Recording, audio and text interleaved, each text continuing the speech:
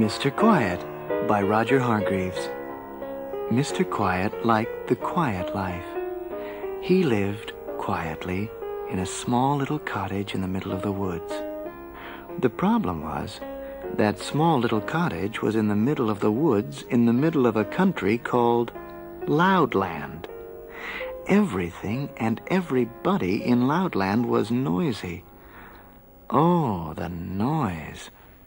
Dogs didn't go woof like dogs you know. They went, take a deep breath, woof! People didn't shut their doors like you or I would shut our doors. They slammed them. Bang! And people didn't talk to each other. They shouted at each other. Hello! They'd shout as they met in the street. And you've heard about something being as quiet as a mouse, haven't you? Not in Loudland. They had the noisiest mice in the world. Squeak! Squeak! They'd roar at each other. Mr. Noisy would have liked living in Loudland. He'd have loved it. But Mr. Quiet didn't. Noise frightened him. So he stayed in his cottage in the middle of the woods as much as he could. But of course, he couldn't stay there all the time. Every week he had to go shopping. He used to creep into the grocery store.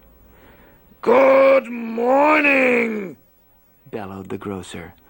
What can I do for you?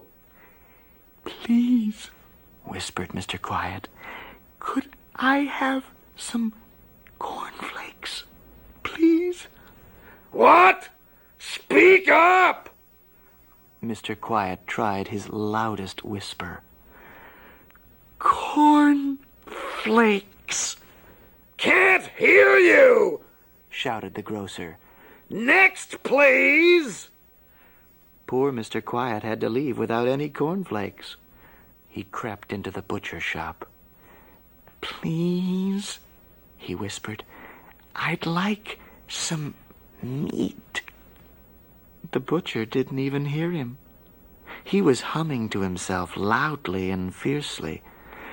Mr. Quiet tried again. Please, he whispered, I'd like some meat. The butcher started to whistle. It sounded more like a burglar alarm than a whistle. Again, Mr. Quiet left, empty-handed. He sat at home that night with a feeling of despair. What am I going to do? He thought. It's no use. I'll just have to try again. And so, the following day, he went shopping again. But the same thing happened. Can't hear you! Thundered the grocer. Next, please! Can't hear you! Roared the milkman. Next, please! Can't hear you! Boomed the butcher. Next, please! Oh, dear. Poor Mr. Quiet went home and went to bed, hungry.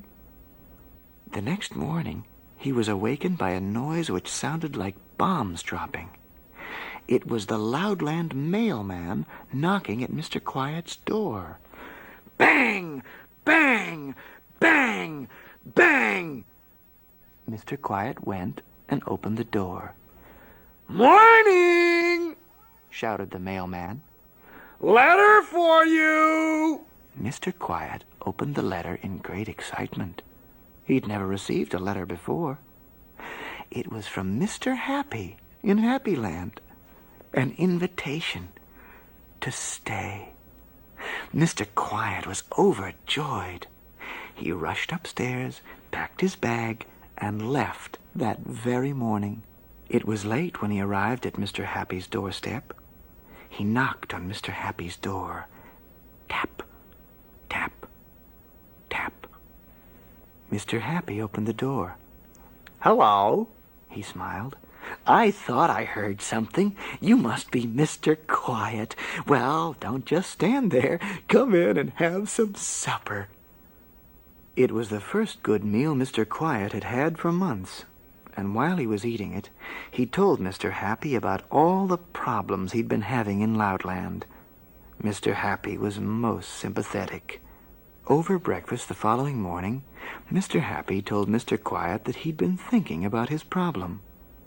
"I think," he said, "that under the circumstances, you'd better stay here in Happy Land." Mr. Quiet's face lit up. "And," continued Mr. Happy, "we'll find you a house and a job." Mr. Quiet's face dropped. "I'm not very good at jobs," he confessed, "because I'm too quiet." "Oh," smiled Mr. Happy, "I have the perfect job for you." And so, the very next day, Mr. Quiet started work. And he loves it. Do you know where he works? In the Happy Library. As you know, everybody who goes into a library has to be very quiet, and only whispering is allowed. What a clever idea of Mr. Happy's, wasn't it? And these days, Mr. Quiet is as happy as can be. Why, only the other day, do you know what he did on his way home from work? He was so happy, he laughed out loud.